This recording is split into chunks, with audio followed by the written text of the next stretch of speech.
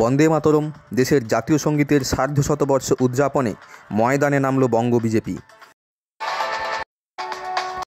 সাহিত্য সম্রাট বঙ্কিমচন্দ্র চট্টোপাধ্যায়ের আনন্দমঠ উপন্যাসের একটি অন্তর্গত গান। জাতীয় সঙ্গীতের গৌরবময় 150 বৎসর উপলক্ষে হাওড়া জেলার শ্যামপুরে দেউলি বাজার সংলগ্ন বানেশ্বরী মন্দিরে 150টি মোমবাতি জ্বালেন বিজেপি নেতাকর্মীবৃন্দ। এরপর মিছিল ও পথসভা করে সাধারণ মানুষের কাছে এই সঙ্গীতের তাৎপর্য তুলে ধরেন। উপস্থিত ছিলেন হাওড়া গ্রামীণ জেলার বিজেপি সম্পাদক কৌশিক চক্রবর্তী, শ্যামপুর 4 নম্বর মণ্ডল সভাপতি তুষারকান্তি মাল, বিজেপি নেতা অমরেন্দু ঘোষ, এছাড়াও স্থানীয় নেতাকর্মীবৃন্দ।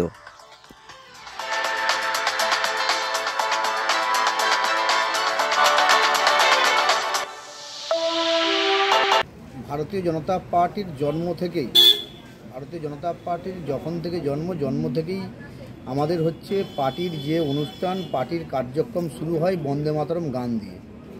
তো এখানে রাজনীতির কোনো ব্যাপার নেই। আমরা ভারতবর্ষকে ভালোবাসি, ভারতীয় জনতা পার্টি ভারতবর্ষকে ভালোবাসে, ভারত মাতার পূজা করে ভারতীয় জনতা পার্টি। তার সঙ্গে কোনো রাজনীতির ব্যাপার নেই। আমরা এটা সবসময়ই করি। এটা যেহেতু 150তম বছর, তার জন্যে আমাদের এটা উদযাপনটা বড় করে হচ্ছে, বড় আকারের। তাহলে এখানে রাজনীতির কোনো ব্যাপার নেই। ধর্ম বর্ণ নির্বিশেষে আমরা এটা সঙ্গীত দিয়ে বেড়াই।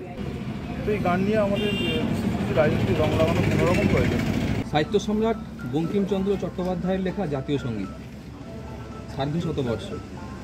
বাংলা সাহিত্যের ইতিহাসে যে সমস্ত কবি সাহিত্যিকরা তাদের লেখনীকে সমৃদ্ধ করেছে বাংলা সাহিত্যের আঙিনা, তাদের মধ্যে অন্যতম বঙ্কিমচন্দ্র চট্টোপাধ্যায়। কিন্তু বঙ্কিমচন্দ্র চট্টোপাধ্যায়কে কেন্দ্র করে আগে কখনো এইভাবে পথে নামতে বিজেপিকে দেখা যায়নি। কিন্তু বাঙালির হৃদয় নয়, সমস্ত ভারতবাসীর হৃদয়ে মননে যে নবজাগরণের সৃষ্টি করেছিল এই বন্দে মাতরম সঙ্গীতটি, সেটা কেউ অস্বীকার করতে পারবে না।